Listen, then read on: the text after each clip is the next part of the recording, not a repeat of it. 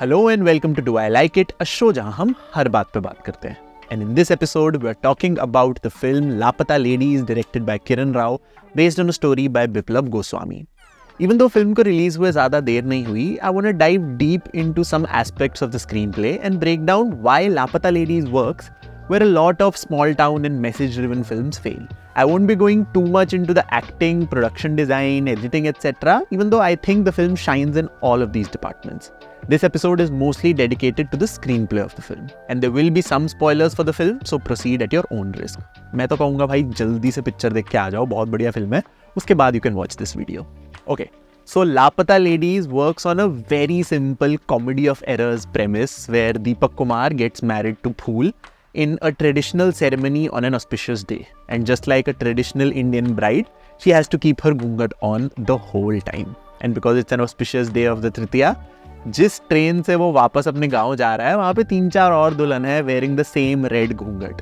And as usual कोई घूंघट तो उठा नहीं रहा. दीपक जल्दबाजी में किसी और दुल्हन का हाथ पकड़ के स्टेशन से उतर जाता है एंड उसकी actual bride fool gets left behind in the train. The rest of the film follows Deepak, Phool and the second bride Pushpa and their journey in this mad world. I want to applaud Sneha Desai for such a tight screenplay that made sure that this absurdist premise never loses its touch with reality. See, the biggest issue I have had with these, small town wholesome message oriented films is that वो start तो बहुत promise के साथ होती हैं, an amazing premise with interesting character conflicts and stakes. But by the time the second act starts, they fall prey to the age-old tropes of some melodramatic character awakening, monologues, or even worse, a grand Priyadarshan-like situation where everyone gathers at one place और कुछ chaos वगैरह होता है. It is all stuff that we've seen before. और वो इतना predictable हो जाता है कि पहले आधे घंटे की freshness भी फिल्म की overall staleness को mask नहीं कर पाती. But Laapataa Ladies is different. First up, let's talk about the characters. The three main characters are written in such a nuanced way. They are familiar, they are people we all know, but at the same time they are so fresh. The biggest mistake made by screenwriters is that in order to write distinct and new characters, they make them unnecessarily complex. मतलब जानबूझ के characteristics add करते हैं which can be seen from a mile away. अगर film में 2 लड़कियां हैं और एक लड़की कंजर्वेटिव है तो दूसरी एकदम उसके ऑपोजिट होगी. The classic Madonna whore syndrome. And then later on, they latch on to these surface level character traits throughout the film. And that makes the characters fake. कि अगर एक कंजर्वेटिव होमली लड़की है तो एंड में लड़का उसी के साथ जाएगा, या अगर कोई ऑनेस्ट जिम्मेदार आदमी है तो एंड में वही जीतेगा. And that is the biggest thing that makes a screen play drag. Paper thin characters which don't go anywhere, they don't have any arc, and specially in Hindi films characters really have a bad quality. अगर कोई खराबी है भी तो यार दिल का hero अच्छा होगा, बिकॉज किसी भी पॉइंट पे ऑडियंस अगेंस्ट ना हो जाए ना हमारे हीरो के. But in this film, this is handled so delicately. यहाँ पे भी they try to do something like a Madonna whore thing where there is a sudhri hui ladki and there's one bubbly and a liberal ladki. But all of this is actually a setup that pays off so well in the end. See, starting से ही फूल और पुष्पा को एकदम distinct और opposing characteristics दी हैं. Phool is this docile, submissive, scared, almost a child bride. Even in the casting, the actor chosen to play Phool is Nitanshi Goel, who is 16 years old. And Pushpa is this feisty, confident woman. She even goes as far as to say her husband's name out loud in front of the whole family. Imagine the audacity. हमें subtly ये बताया जा रहा है कि Phool अच्छी लड़की है और पुष्पा गंदी लड़की है. I mean, obviously there's nothing wrong with being confident and saying a man's name, but you know what I'm saying.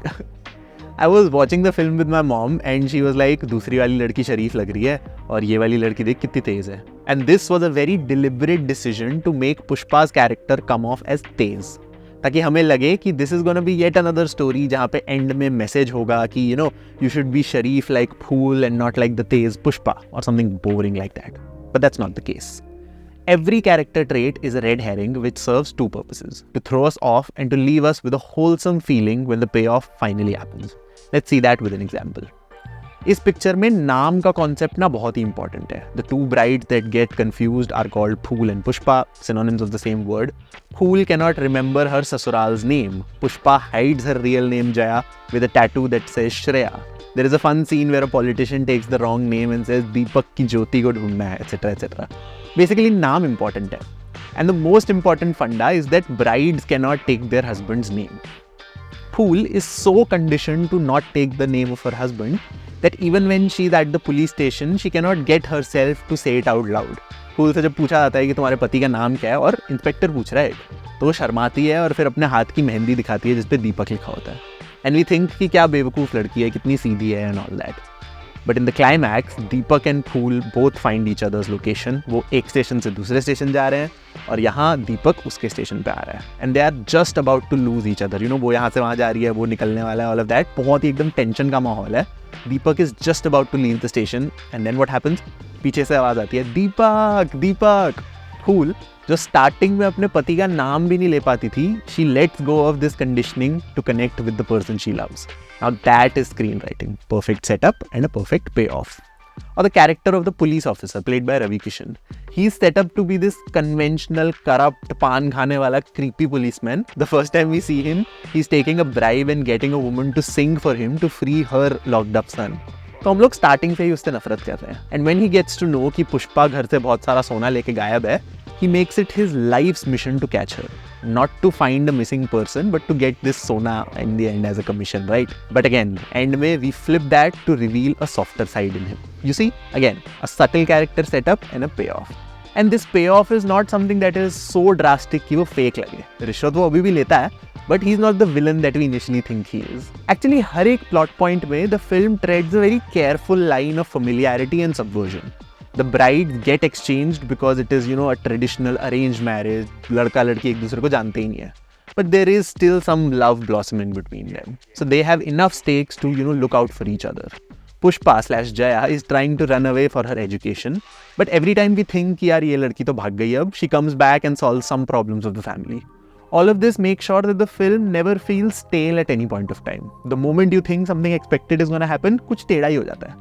It's like the writers always wrote the second most obvious conclusion to any problem, ताकि इतना jarring भी ना लगे और एकदम boring भी ना हो जाए मामला. A very flow state kind of a screenplay. Also, I love the fact that there is absolutely no wastage in the script. Starting में फूल को कोई बोलता है कि ये खोइचा बांधो, ये तुम्हारे पति की रक्षा करेगा, और एंड में जब फूल चली जाती है तो मंजू माई अपने ड्रॉर में देखती है कि वही खोइचा रखा हुआ है. A symbol of protection becomes a symbol of independence and self-actualization. The shy, silent elder Bahu has a hobby of sketching. And guess who draws a photorealistic portrait of Phool at the end that helps in her discovery? The Bahu. So nothing feels like it is in the script just because it will be cool या फिर बस ऐसे ही मस्त लग रहा था तो मैंने सीन लिख दिया है. It's perfect Chekov's principle. अगर first act में गन टेबल पे रखी है तो third act में वो fire होगी. Even the Jaya to Shreya tattoo change is so tight in the script. A young child is playing with his sketch pens and talking about आज से आप ही मेरी चाची हो, कहीं नाम तो लिखा नहीं है. और ये सुन के Pushpa, who is not the chachi, gets reminded of something. The camera cuts to her tattoo saying her real name Jaya. And in the next scene, she's in the police station and it is revealed that she used the same sketch pen to change it to Shreya. It's tiny details like these that becomes the difference between a realistic and a fake world building. All of it is top tier work, except the Abdul character not actually being disabled. That came out of nowhere and went nowhere. But I can excuse that for a naam Abdul hai mera sabki khabar rakhta hoonga reference.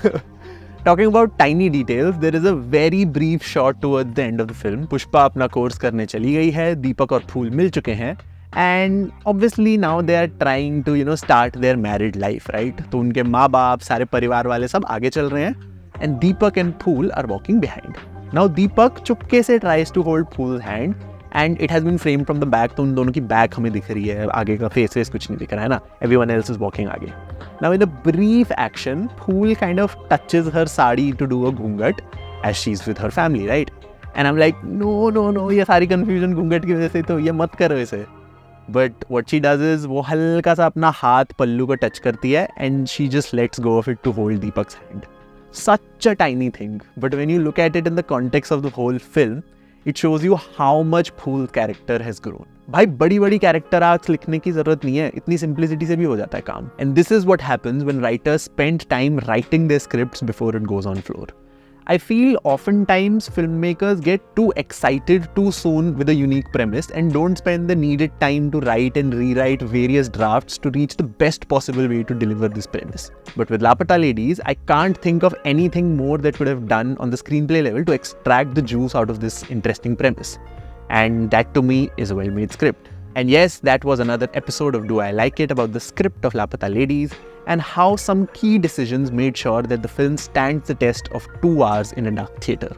I'd love to read the screenplay of this film someday and get some more insights into the filmmaking choices made here. If you guys have any questions, thoughts and opinions, please leave them in the comments below or hit me up on my socials. I'd love to have a chat with you. This was Prateek and I'll see you in the next one.